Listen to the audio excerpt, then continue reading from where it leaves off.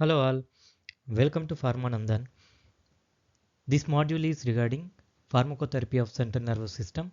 First topic is antidepressants and anxiolytics. This is part 3 video of antidepressants and anxiolytics.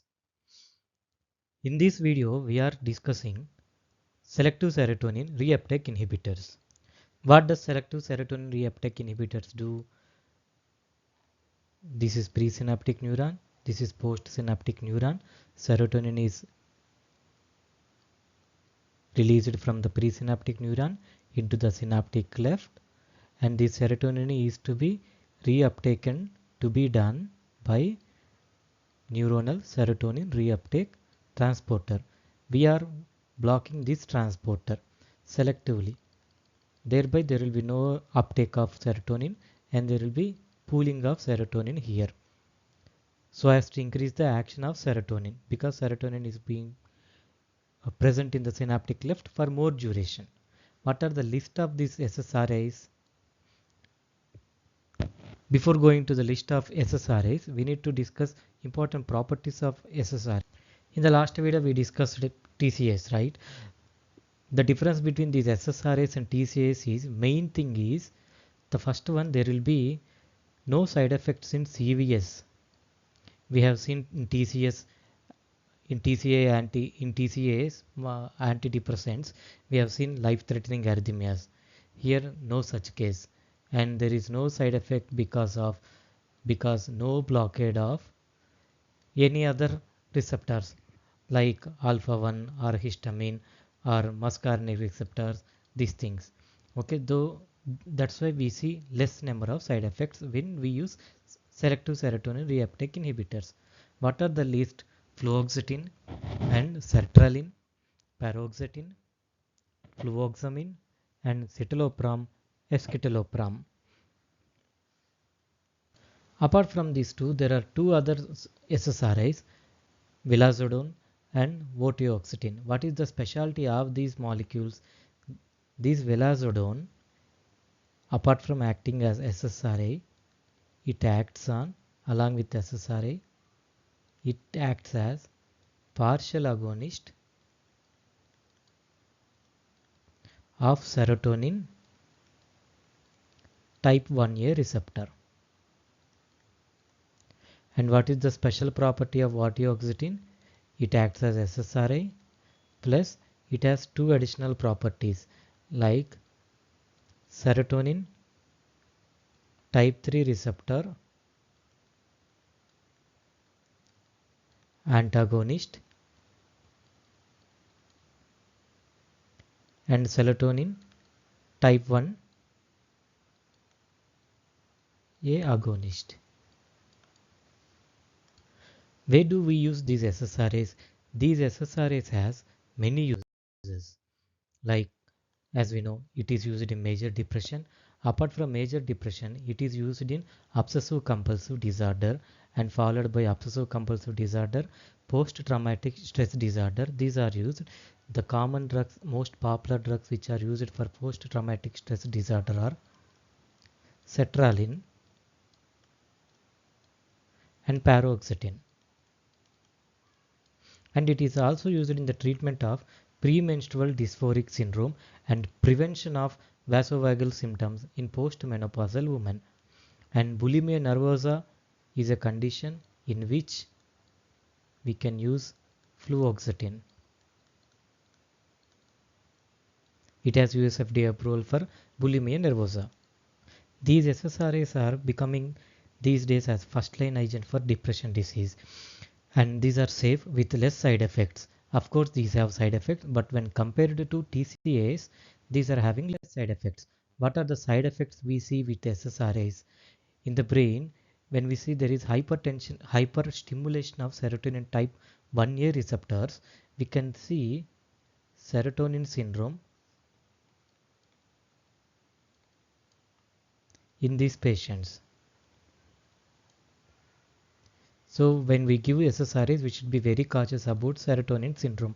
But in the brain, if there is hyperstimulation of these serotonin type 2 receptors, what are the anticipated side effects we can see? Yes, in this patient, we can observe insomnia will be worsened, and there will be worsening of anxiety, and patient may become more irritable. Added with it, there will be decreased in libido. Altogether we can say what happens here: due to serotonin type 2 receptor excessive stimulation, depression worsens.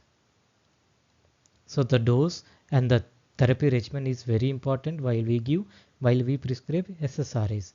What are the other side effects? When the same serotonin type 2 receptors are hyperstimulated in the spinal cord, we can see erectile dysfunction and anorgasmia and delayed ejaculation.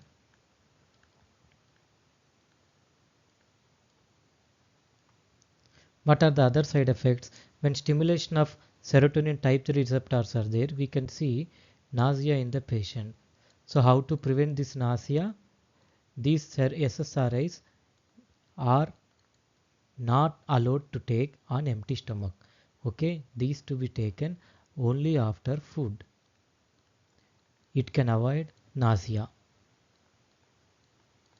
To prevent nausea, food is to be taken adequately before taking SSRIs.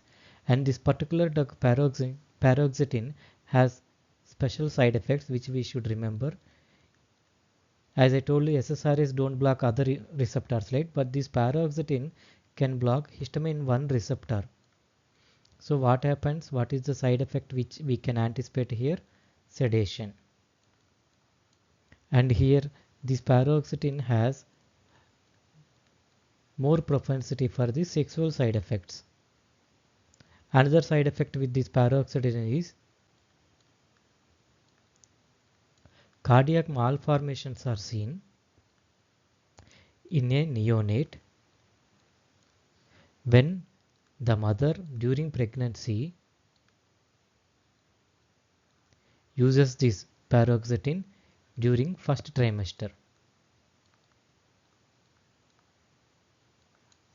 During first trimester, if a pregnant takes paroxetine, there are some cases in which cardiac malformations are seen in newborn. Coming to SNRIs. What are SNRIs? Selective serotonin norepinephrine reuptake inhibitors. That is, these can act in both serotonergic neurons and both norepinephrine neurons to increase norepinephrine here, to increase serotonin here. So what are the special properties of this thing?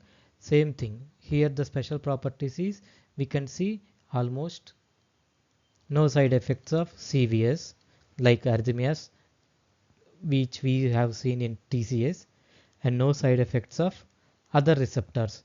Okay, because of no side effect due to blockade of same thing alpha 1 or muscarinic receptors. Okay, these things.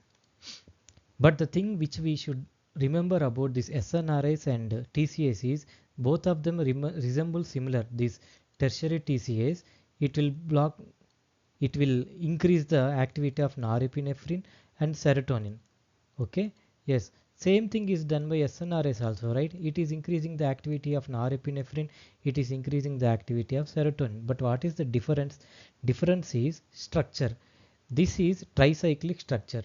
Okay, but this is not tricyclic structure.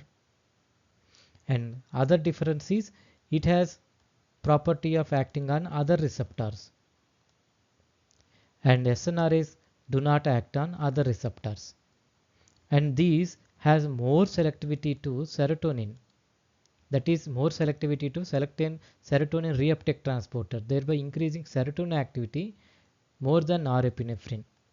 But SNRIs are almost similar in increasing the activity of both serotonin and norepinephrine. Okay. What are the list of SNRIs? SNRIs comprises of venlafaxine, total 5 will be there. Venlafaxine, desvenlafaxine, duloxetine, and milnacipran and levomilnacipran. For this duloxetine, we need to understand this duloxetine is used in, apart from depression, some other conditions. What are those conditions?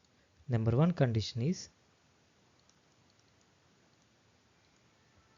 fibromyalgia, and the other condition is neuropathic pain, which we see in peripheral neuropathy. We can see this condition in diabetic neuropathy, diabetes patients, and this duloxetine used in them for this pain. And it has one more off-label use. What is the off-label use of duloxetine? It is used in stress incontinence as off-label. So these are the main things about SNRIs. What are the side effects of these SNRIs? Side effects of the SNRIs are, as we told you, right, there are many differences between tertiary amine TCS and SNRIs. So there will be very less profile of side effects. Nausea and constipation, insomnia, headache, and sexual dysfunction. These will be the most common side effects of SNRIs, but these are relatively safer than TCS. So here you can see a true or false question. Put your answer in comment box below. And thank you for watching. And the upcoming video will be atypical antidepressants. So from the next video, antidepressant and anxiolytics will be completed. Thank you for watching, and do subscribe to the channels which I am provided here in the QR codes. You can see the QR codes here. This is QR code for WhatsApp channel. This is QR code for Telegram. This is QR code for Aratai channel. And like this video and comment if you have any queries, and share this video to your friends and peers, and don't forget to subscribe to this channel. Thank you for watching. See you in the next video, the last video of antidepressants and anxiolytics. Thank you.